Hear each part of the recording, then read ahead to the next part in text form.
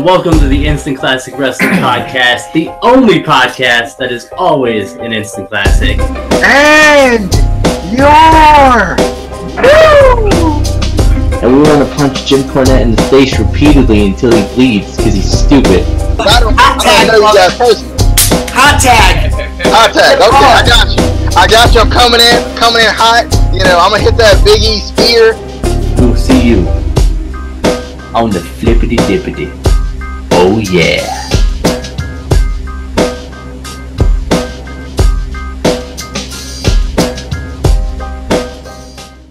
Welcome back to the flippity dippity. You haven't heard it in a couple of videos. You know, they've been holding it back, and I know you missed it. I know you missed it. So welcome back to the flippity dippity, featuring the Instant Classic Wrestling Podcast, the only podcast that is always an instant classic.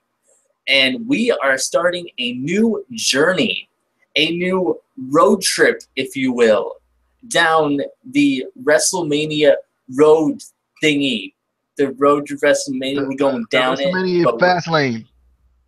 Yeah, the WrestleMania fast lane. We're taking a road trip. We're going to be doing a little series on our favorites, 16 of our favorite WrestleManias, not necessarily in order of our favorites, but we're going in order of how they came. So, came. I'm sorry if there's children watching and I just made a joke. But hopefully they're young enough they don't understand. But we are starting with WrestleMania 3. I know what you're thinking. Why didn't you start with WrestleMania 1 or 2? It's because they already make me feel old. I don't need to feel any older than I already feel in the instant classic. Shut up. Do you want to tell them the process we went through of making these? Because maybe on this channel they might not know because we didn't do the video on this channel. Oh, yes. So, we started from 47 WrestleManias. Yes, I know. There was only 31 currently, but somehow we had 47. I don't know how it happened. So basically, myself, DJ, and the other guy, Justin, we all picked 10 of our favorite WrestleManias, and we kind of narrowed it down to a list of 16. We were going to do, you know, just a list compiled of top 10, and then Justin was like, we should add more. And so we did. And guess who's not here? Yeah, and look who isn't ready, Justin. I'm out of town. But yeah, so we're gonna do 16. Basically, we're doing, I think it was 13, and then it was 10 and 2 honorable mentions from each of us. Oh yeah, that's how it got to yeah. So basically, we all got 2 honorable mentions, and then we did the top 10. But let's start with WrestleMania 3. This was held March 29th, 1987, so I wasn't born yet. Yes, I'm old, but I wasn't born yet. I wasn't born for a couple of months. Aretha Franklin sang America the Beautiful. Any thoughts on Aretha Franklin singing America the Beautiful? I mean, I watched this at least 5 times. It was terrific. My goodness, that lady can put on a show. I don't know. For some reason, her singing America the Beautiful, or anytime someone sings, especially at a sporting event, or more so specifically a wrestling event, it makes it feel more like a sport. You know, like it makes it feel more like you're going into watching like the Super Bowl. It makes it feel, I think it even makes it feel a little bit bigger too. When someone, you know, sings something like this, because I was hyped, you know. Once I heard Aretha Franklin, she was killing it too. She was killing. If you never heard, if you don't watch anything from this show, and you watch Aretha Franklin sing "America the Beautiful," I mean, you might call that match of the night. It was beautiful. Get it, America the Beautiful. I mean that it is true. It was beautiful. It was America the Beautiful. Okay. Let's go on to the first match. So it opens up with a tag team match. We had the Can-Am Connection versus Magnificent Morocco and Cowboy Bob Orton. That's right, Cowboy Bob. The only thing I didn't really like about this show, I mean, and earlier pay-per-views, I guess, is there were some weird camera angles, like the one main, camera angle of the full ring. It felt like you were back in, like, the 30th row. I don't know if you felt the same way, DJ, but I was like, who's in the ring? Oh, yeah. Oh, that's Cowboy Bob, yeah. It just felt like you were so far away. But, I mean, obviously, technology has changed. This was back in '87. So they obviously didn't have the same cameras as they do now. They didn't have the camera setups that they do now and everything like that. But that was the only thing I didn't really like about it. But this was a really good match. I like watching first-generation wrestlers like Cowboy Bob to kind of see similarities, differences between him and, Randy. Just kind of, see what they do the same, what they do differently, if there's little mannerisms that they both do. So that was really kind of fun to watch. The Can-Am Connection did get the win. Any thoughts on this match? Yeah, I agree. It was a good match. I noticed something very quickly, but first on the camera angles. Yeah, it was kind of weird just throughout the show. Like you would see like some really far camera angles, but some really close ones. Like it felt like they had like a camera strapped to somebody's leg, and then they were like getting really close to them. But I felt like the crowds back in the day got excited for everything that the faces did. like the face would hit a front kick, yeah, and the crowd would be so hyped. And I was like, why can't we have this now? I mean, I'll get excited for a nice little right hand or a toe kick or something. Come on, let's do that now. Let's start it. Next wrestling show. Let's start it. Next Raw, we're gonna do it. We hear some random music, yeah. We're just gonna get excited. I thought it was cool that the Can-Am Connection ended up winning with a crossbody. I just thought that was cool because you don't see that anymore. Like someone hit a crossbody, but like, oh no, it's not gonna be over that way. And I think a lot of these matches felt like they ended at weird periods. Like, and I guess it's because you're just so used to watching. The newer wrestling and used to watching them, hit the big elbow drop. Well, we did see an elbow drop, or hit like, an F5 or something, and that ends it. But like something as simple as a crossbody or like maybe even a simple like, roll up or something. I just wasn't expecting it in this show. I think what's funny, I thought the show was pretty good overall. I'm one of those people who, up until like recently, I've never really wanted to watch these older shows. For some reason, it's just not. I just never felt like I could connect to it because like I wasn't old enough to really be into those wrestlers at that time. And stuff has changed so much. Because I mean, even overall, like when you look at the majority of the matches, they were just slower paced. Not that they weren't good matches, they were just slower paced, which is something that you also have to get used to. Especially as a fan of seeing suicide dives and ridiculous things happening in the ring every single match, it seems like. But I definitely like this match, and I just kind of gave my overall thoughts. Killing two birds with one stone. I don't know why you got to kill birds. That's animal cruelty, and we're going to get flagged now by YouTube. They're going to take this video down because you be killing birds. But anyway, let's move on away from animal violence because that's just wrong. And don't look at our logo because I mean technically that's animal violence, but it's animal against animal, so it's all good. It's all good. But so next match is also in these reviews. I'm not gonna do as much of the backstage stuff. Because, you can go back and watch that. We're just trying to shorten these videos up a little bit because, WrestleMania today, you get like 5 matches. WrestleMania in 1986, 87, you get like 32 matches. So we're trying to, keep the keep the reviews as short as we can. So if there was a segment that you missed and we didn't cover it, I'm sorry.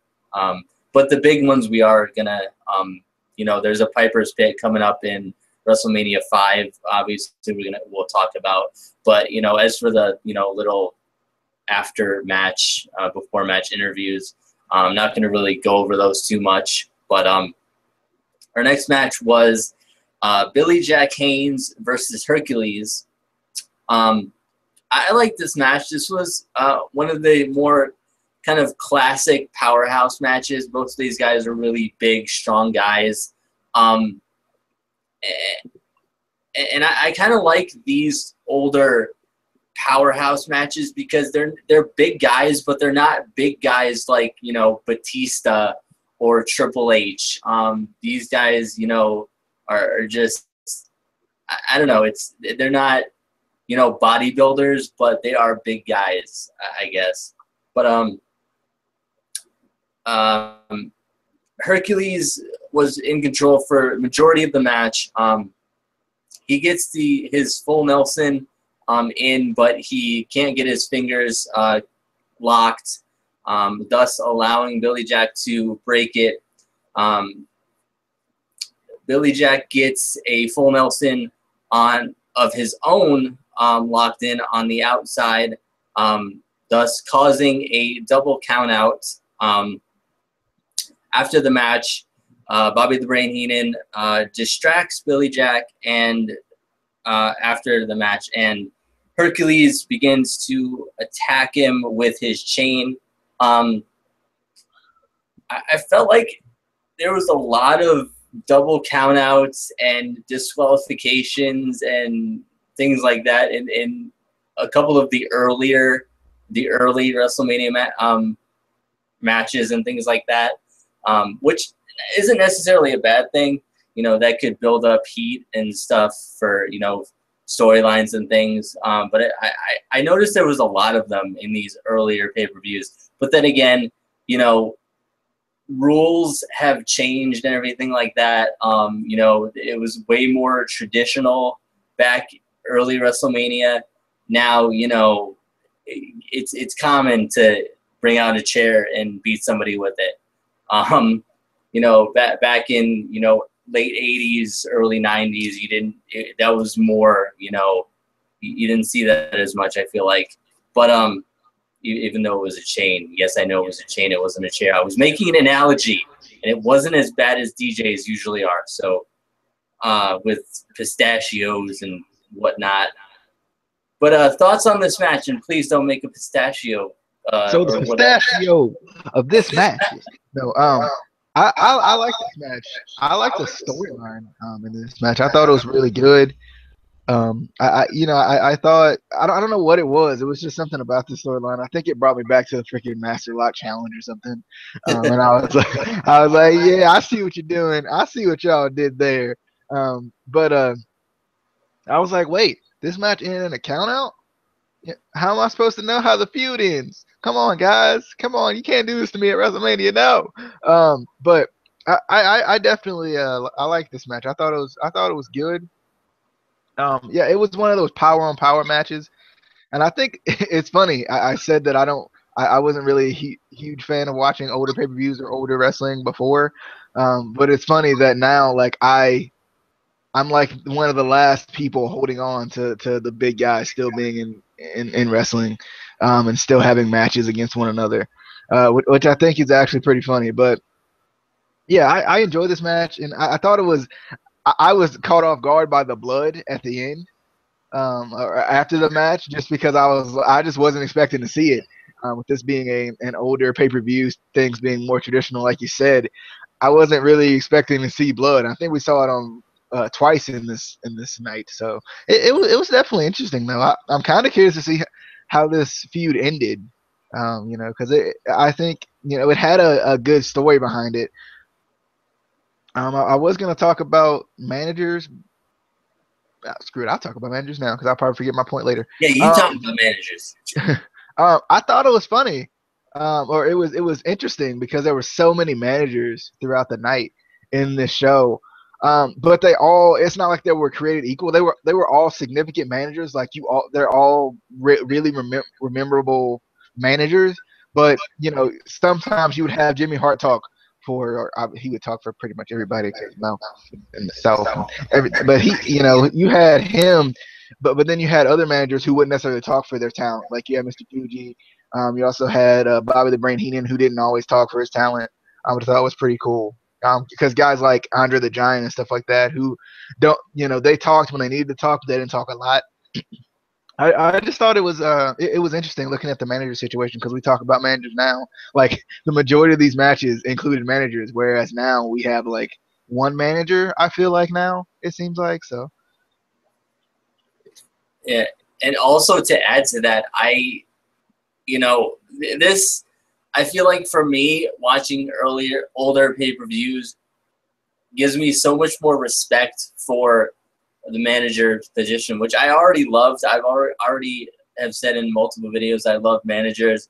I wish WWE would bring it back more as a featured thing, having more managers other than just Paul Heyman.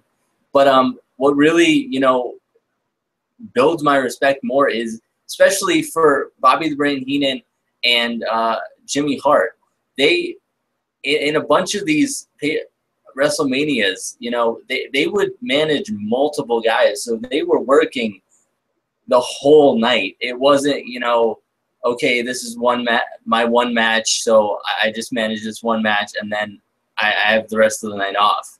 They would come out with one guy, and then they come out with the next guy that they're managing later on in the night. And so they were really getting their money's or working for their paycheck, I guess. Didn't Jimmy Hart come out like back to back? I'm pretty sure because he had two different suits on. And I was like, how do you change that quick? Jimmy, how did you do that? How you do that? But anyway, let's move on to the match of the night.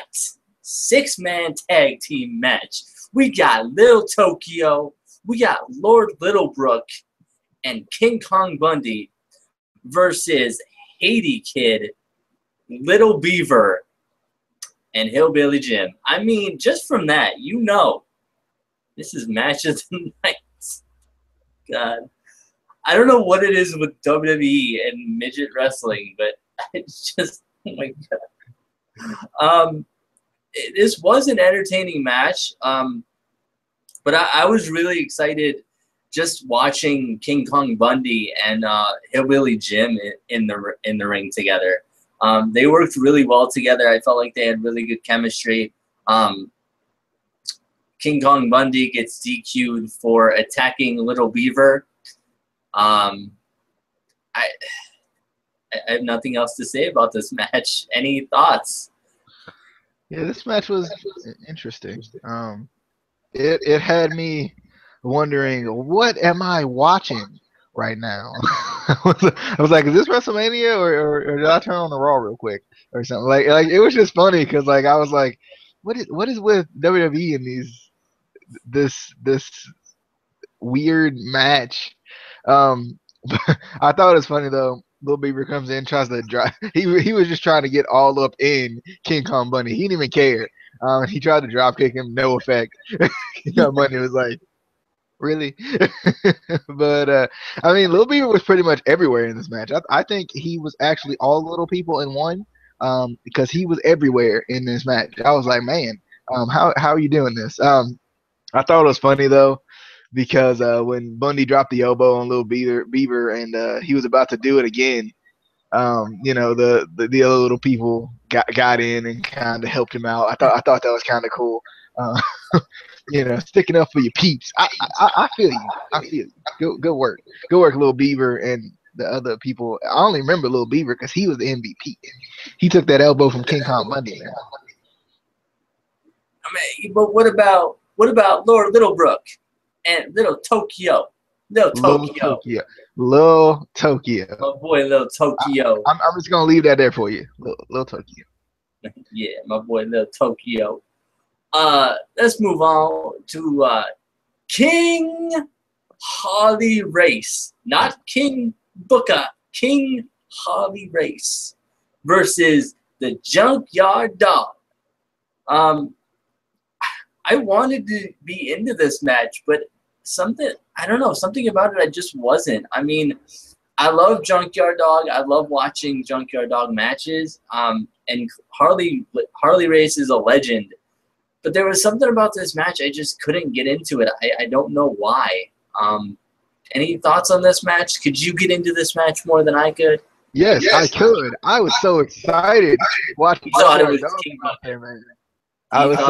That's what it was. Yeah, I was like, King Harley. But I liked this match. It was cool to see Moolah too. You know, in kind of her younger, still older age. I definitely I was into this match. I don't know what it was. I think I really like the Junkyard Dog. I've never really seen many of his matches. I think this might have been like one of the first I've seen. But I did play with him on that game, one of the WWE games he was on back in the day, and I was like, yeah, Junkyard Dog. Woo! But I mean, Harley Race cheated. He did.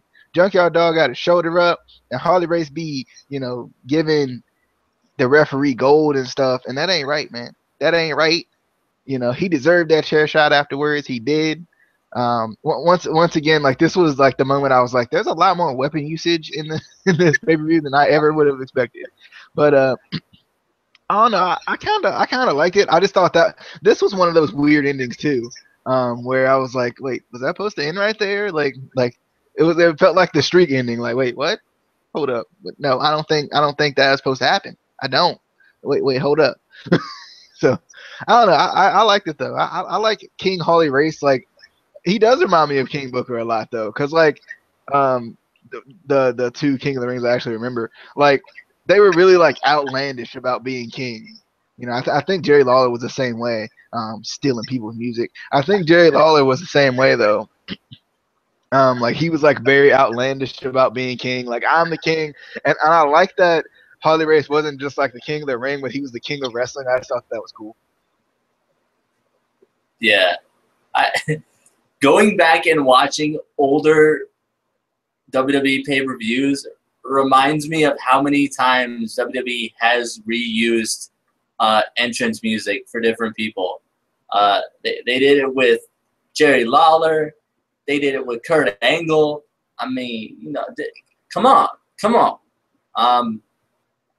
I believe the beginning of Razor Ramon's music was the beginning, or it is the beginning of Mankind's, if I'm not mistaken. I mean, come on, WWE, you gotta stop recycling stuff. I mean, come on now. But we're gonna move on. We're not gonna yell at you anymore about that. We're gonna move on, unless you do it again, which you will. I know you will. We get a tag team match. We get the Rougeau brothers versus the Dream Team, Brutus Beefcake and Greg the Hammer Valentine. I like this match. It was a bit of a slow start, it felt like, but it turned out to be a really exciting tag team match. You know, I like how the Rougeaus worked together. It was weird at first for me watching Brutus Beefcake and Greg the Hammer Valentine in a tag team. I've seen earlier matches of them, but I remember more of Brutus later in his career. But I like this match. Any thoughts on this one? Yeah, it was a pretty good match. That's another one where I felt like it ended in a weird moment. It just ended weirdly, but you know, I liked it. I like the Dream Team as a team. It was. I think it was weird, like, seeing different people not get entrances. I thought that was weird throughout the show, but.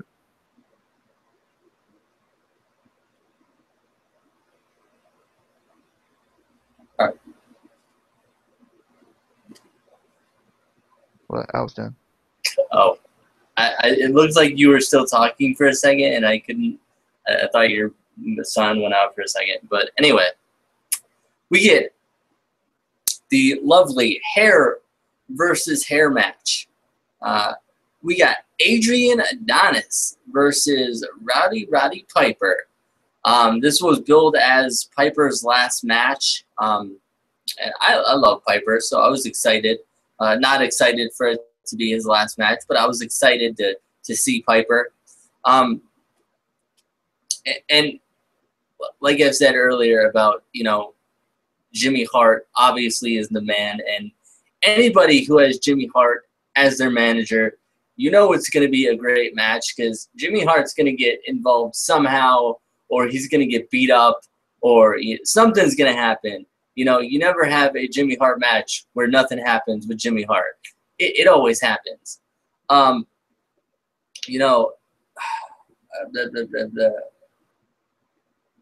don't know what I was writing there. I wrote, okay, I'm going to skip over what that was because I wrote gibberish for a second there. But, Brutus, what the fuck did I write here? I don't even know. Give your thoughts first because I'm trying to decipher what I tried to write here. All right. I was excited for this match too because obviously you gotta love Piper, and I like Adonis too. I like Adrian Adonis. I was trying to draw the comparison between Adrian Adonis and Jesse Goddard's, because Jesse Goddard's by Pope's description is the modern day Adonis. So I'm trying to figure it out. I was excited though. First off, Adrian, you just too big to be falling over them ropes like that multiple times. You can't be doing that. I know that's some pain involved, and you just can't. You just can't be doing that.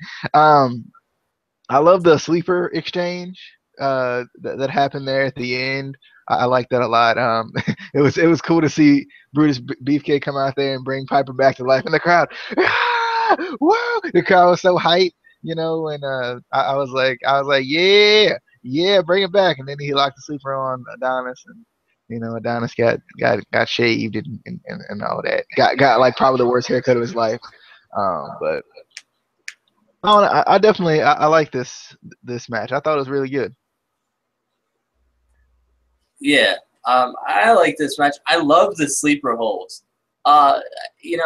Again, another thing that the Cena era has ruined for wrestling.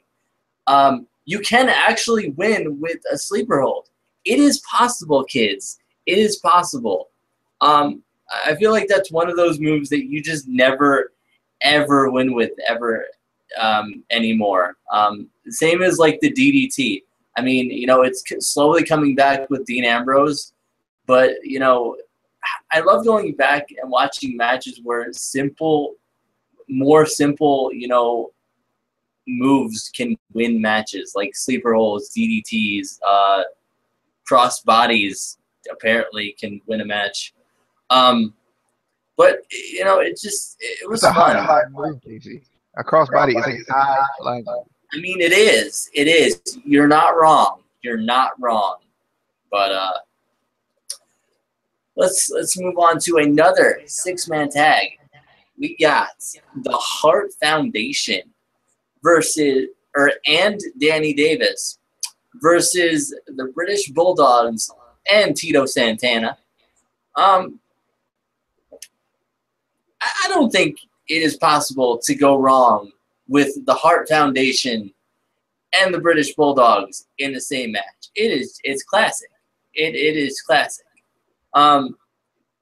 Danny Davis hits Davey Boy with the megaphone from Jimmy Hart, and with the ref distracted. This was just a really good match. They kind of went over, the history of Danny Davis, former referee. I forgot exactly what happened with this whole storyline, but I just liked seeing the British Bulldogs and the Hart Foundation. Obviously, there's family there. British Bulldog is related to the Harts via marriage. So I don't know. I don't remember exactly when they got married. So I don't know if this was before that. But it's always good to see them in matches together. They had really good chemistry, I felt like. And then you have Tito Santana, who is awesome too. Any thoughts on this match? Yes, I agree. You cannot go wrong with that combination. And Danny Davis had me cracking up because we talked about this with Eva Marie. I was like, this needs to happen. I was like, Eva Marie needs to do exactly what Danny Davis was doing. Just sit out there, maybe come in, hit a couple moves, run away, and then hit somebody with a megaphone and end up picking up the pin. That's just how it needs to happen. It needs to happen.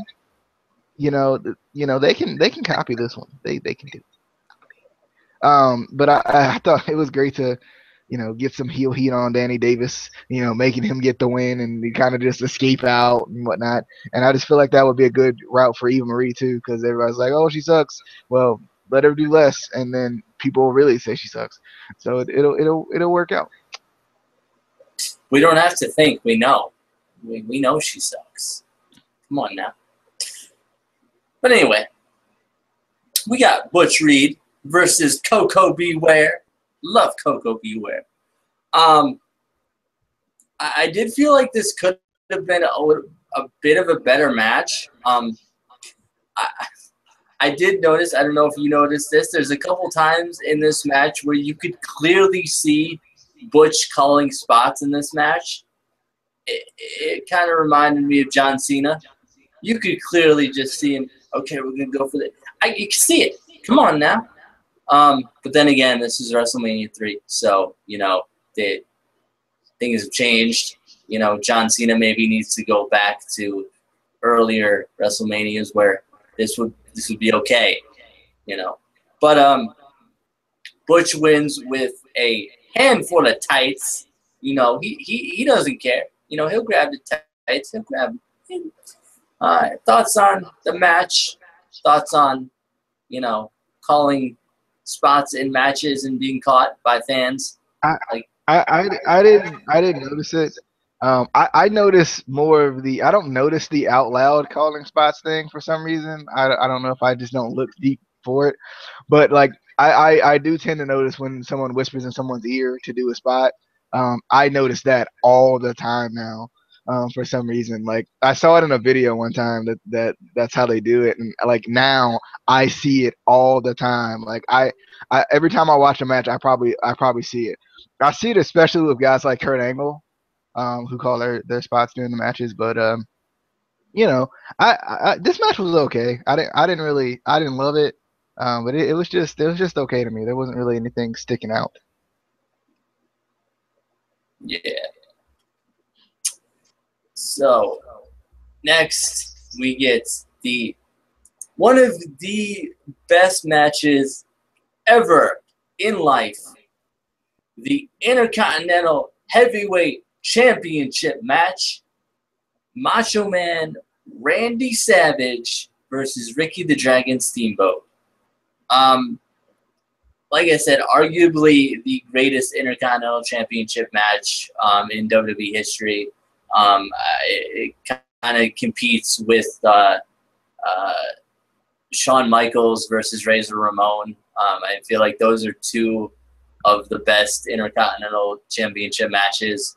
But this one is a little bit better because Macho Man always used to call it the Intercontinental Heavyweight Championship, and it makes it seem so much bigger. Come on now. This was a really amazing match. Great in-ring work and storytelling between the two. The ref gets knocked out during the match. Savage tries to use the ring bell again, but George Steele stops him. Steamboat wins with DJ's favorite finish of all time, the classic roll-up. He loves it. I'm sure he marked out during that. He was like, yeah, yeah. It was, so good, so good. thoughts on the roll-up? I mean, or any other part of the match, or the roll-up. I agree. This match was good. I liked it. Thought it was really good. I knew it was gonna be really good with these guys. But yeah, the roll up. No, don't do that to me. Just let him finish with the elbow. Just let him finish with the elbow. Oh, I don't know what Ricky Steamboat's finisher is for some reason, but yeah, just let him finish with that. You know, make me feel like he's supposed to win this match. Make me feel like George Steele didn't help him win this match. But just back to the promos too, since we're not really going over the interviews or anything. I don't know, for this time, like at this time, I really liked the promos. I don't know what it was. I don't know if it was like the passion that they were using, especially like Hulk and Macho Man, but it was also some other guys that like caught me by surprise too, just throughout the night because there were so many of them. You know, I just kind of enjoyed it, and actually, this style of pay-per-view reminds me a lot of TNA. If you think about it, because when they do their pay-per-views, especially their live pay-per-views, they do match interview, match interview, match interview. So they kind of have this similar style to this. If you've never really noticed it, but you know, like as far as the promos were concerned, I really liked them, and I think. I don't know what it was. It was just something about them that I just really enjoyed them. I thought I feel like guys like Apollo Crews, going back and thinking about that. Like I don't know. Like is that an issue? You know that he kind of gets into a character when he starts to talk, because that's exactly what every one of these guys did.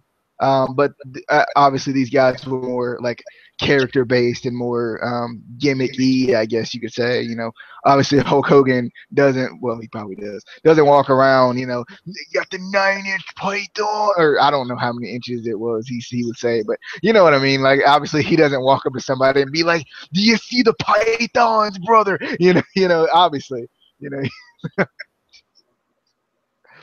just saying, but I mean, you know, Macho Man did, you know, because he was never out of character, ever. I mean, I think Warrior probably did. In all seriousness, I'm gonna run. He probably was going like on a run, right? And he was like, "I'm gonna run forever."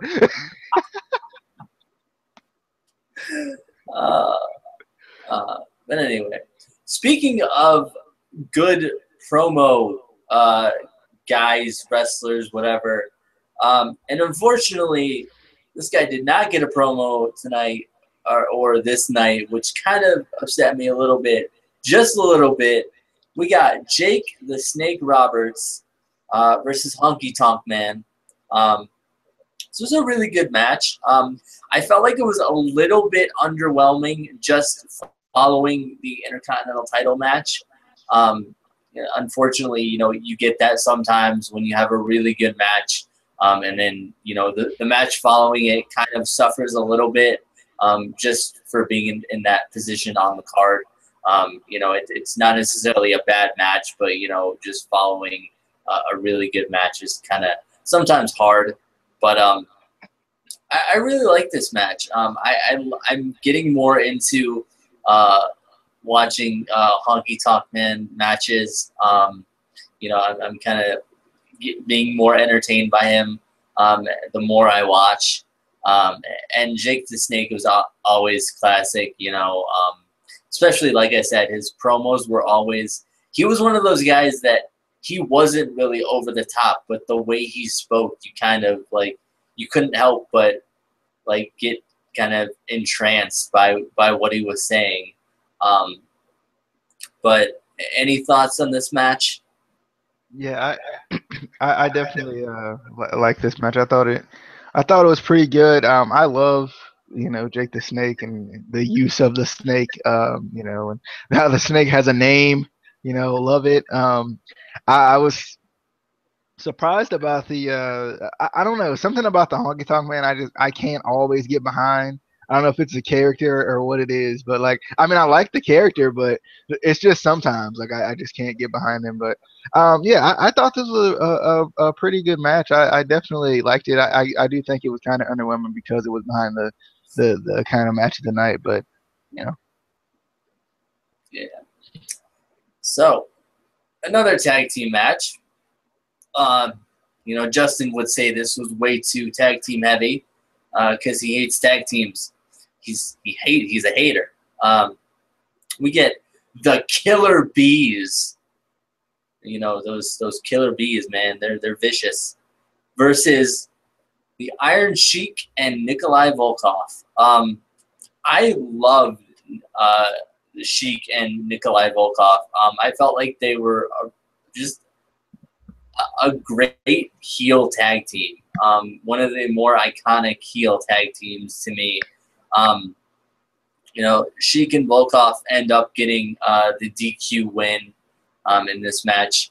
I felt like this was a little bit too one-sided.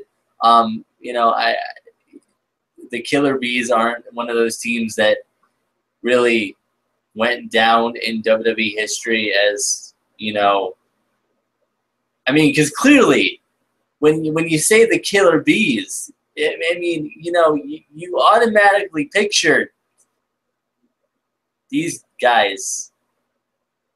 Yeah. Thoughts on the amazing tag team of the Killer Bees and that other tag team? I think what are they? The Iron Sheik and Nikolai Volkov. Who's ever heard of them? But the Killer Bees. The Killer Bees. Yeah, I thought this match was, you know, pretty good too. I love this match with the Iron Sheik and Nikolai Volkov too because you kind of remember those guys are more iconic than Killer Bees. But you know, as a tag team, you know, on the outside, you know, Killer Bees, that sounds like that's a team we need now.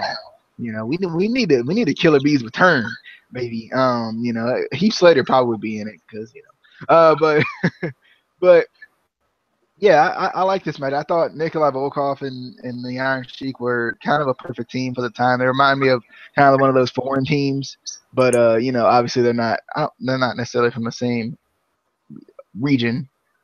But you know, I like this match nonetheless. Same region. Don't be racist. Come on now.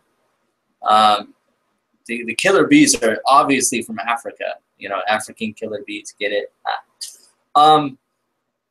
Next, we get one of the more iconic matches in WWE history, I feel like. The WWF Championship match.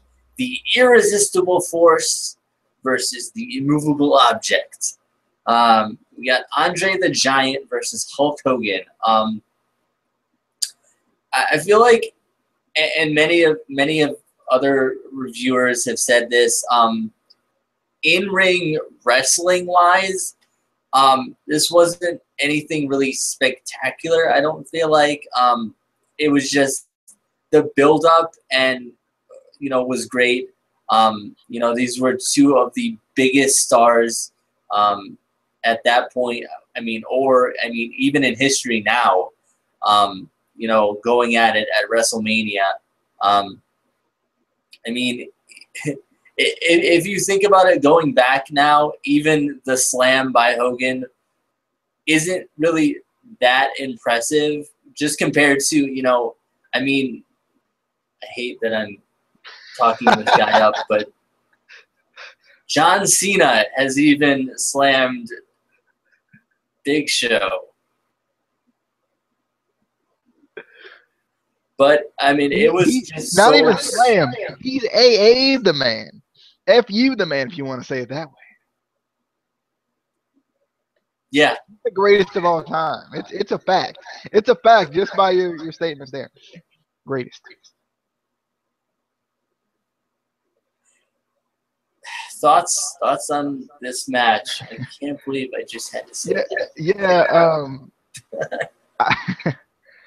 As far as like, you know, obviously the Cena Big Show thing doesn't necessarily compare to this because Andre the Giant was dumb, stupid, dominant at this time.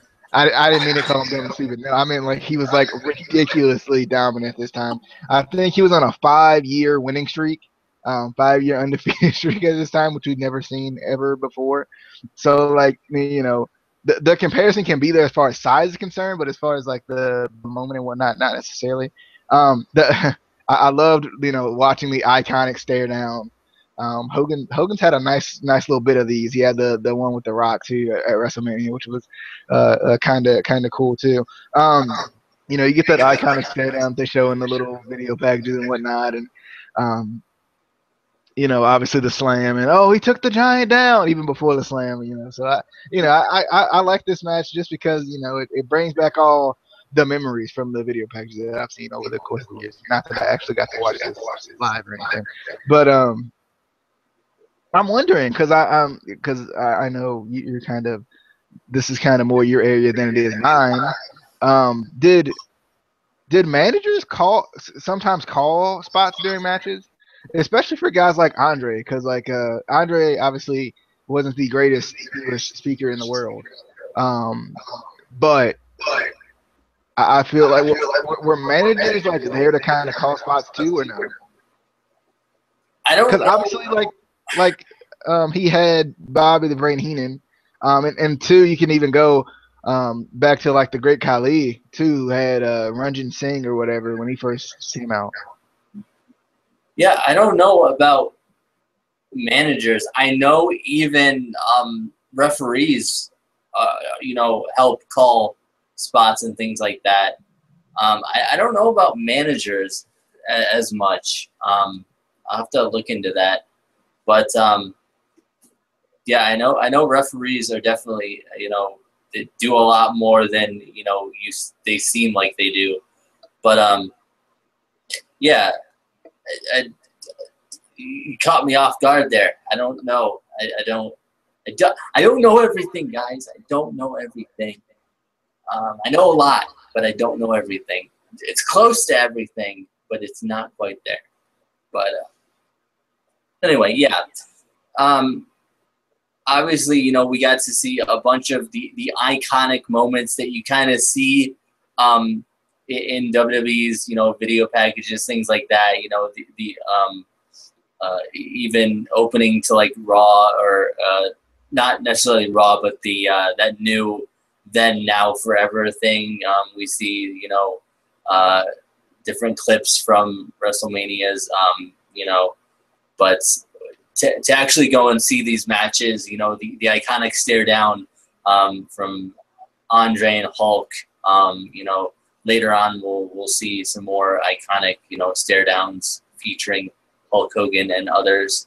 But yeah, that'll be WrestleMania 3. This review didn't seem as long as I thought it would. There was a lot of matches, but we kind of got through them pretty quick. But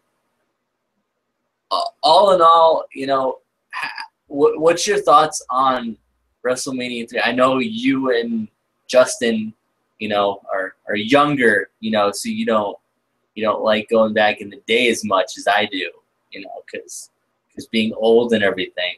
I was the one who requested some of these earlier ones.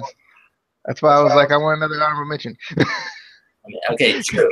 Because Justin's over there requesting WrestleMania 19. And I'm like, no. He's over there requesting WrestleMania 33 and even scheduled yet. But yeah, what's your thoughts? Kind of not. I know because you haven't really been into the older pay-per-views as much until recently. Yeah, I enjoyed the show. To me, it felt like there were a lot and this is something we complain about now. But there were a lot of matches that there were a lot of matches on the card. Obviously, there were a lot of matches that had iffy finishes, like the roll up finishers or DQ finishes, count out finishes. More so than the roll up finish. But there were a lot of matches that were really short. It didn't feel like we were getting necessarily any closure or extension of some of the storylines, it felt like to me. But I mean, I like the show. I like going back and watching it. It was interesting because like a lot of these matches are slower, which I think is hard to adjust to sometimes, especially as a as a fan who's watched from '97 till now. Like as a fan who's and I mean I was 2 then, so I can't necessarily say I remember everything, but like as a fan who's watched the newer stuff, like more so remembers the Ruthless Aggression era through now. It's kind of something you have to adjust to when you're watching it. It's kind of like the old, like, even movies that are like classics, instant classics, get it? Even movies that are like classics. Sometimes it is hard to watch them because they're in black and white. Even harder than that, silent films are really hard to watch. So like it takes some adjustment as far as like watching these older pay-per-views sometimes. Yeah. But I feel like it makes you appreciate, wrestling more now. It makes you appreciate the little nuances and, like, simpler, moves like DDTs and things like that, because they seem so effective, back in these early pay-per-views. It was so much simpler, I feel like, but then again, it just comes with, evolution and everything like that, The Triple H stable? I mean, yeah, that's exactly what I was getting to, but people want, bigger, better all the time. So, to kind of go back, it's kind of a culture shock a little bit to watch these older pay-per-views. I think it kind of makes you, since we are doing the first one, I don't think we're going to do this as much. Well, we might do it for the next one because Justin might actually be here. But probably not. I think, like, these are the guys who make me appreciate guys like Ryback and guys like Big Show, guys like Kane. As much as we hate on them for being like huge and not being able to do a suicide dive, still I think these are the guys who make us kind of appreciate those guys, or at least me. I don't watch this stuff all the time, but I do, like, I do appreciate a good Ryback versus Big Show match and how Ryback had to change his style, for example, just for that particular match. But I don't know. It's just I mean, yeah. I mean, I respect Ryberg. I do. He's a good guy. Feed him more, and he falls down like a sofa. Things like that. Things like that make you really appreciate Ryberg. But anyway, this has been WrestleMania 3. I'm sure we'll have little discussions after each Mania, just kind of our thoughts on it. You know what? Since Justin started it, if you had to tell someone to watch one match on this pay-per-view, what match would you pick? the match that I would pick, man. It's kind of a tie because I like the Harley Race Junkyard Dog one, but I honestly like the ending more to Adrian Adonis and Roddy Piper. I like that match. All right. I'm trying to decide which match I would have somebody. And also, while you're thinking, Hulk Hogan is one heck of a seller, if nothing else. You may not love his in-ring work, but that man can sell like nobody's business. I mean, he was on the ground struggling. I don't know if maybe he was winded. That's what it was. He was winded, so let's just bash him even more. KZ. I'm just saying, he anyway, I would pick this is a little bit cliche, but I really did enjoy this match. The Intercontinental Championship match. Randy Savage versus Ricky the Dragon Steamboat. It's just a really good match. They really worked well together. They're really good in the ring. Dare I say, better than a wrestler who is immortal and is no longer associated with WWE because of remarks made that were racially derogatory. Andre the Giant won that match. Yeah, sure. Why not? But yeah, so that would be the match that I would tell you to go watch on the WWE Network for $9.99 a month, unless you're like Justin and you just probably have the DVD because, you know, Justin has all these DVDs on every pay-per-view of ever. But I'm not sure. What did we decide when we're gonna be doing these on a regular basis? No, because Justin's really bad at scheduling things. All right, we will be back on sometime this week. We'll post it on Twitter before we do it. Like when we figure it out, we'll just post it on Twitter, ICW_podcast, or the Facebook page, the Instant Classic Wrestling Podcast, and more, with like 8 exclamation points. Either one of those, we'll be posting it there. If you're in any other wrestling group that we may be in, like Wrestle Talk Media or any other one that I probably joined this week, you'll see it there too. All right. Before I get kicked out. Yeah, before we get kicked out. But yeah, we'll be back with WrestleMania 4, I believe, is the next one that we have. If I'm not mistaken, yes. So we will see you. He's gonna say it. He's gonna say it. And he muted himself. He's afraid to say it. He's afraid to say that we will see you on the flippity dippity. Oh, that was weird. My voice cracked. Oh yeah.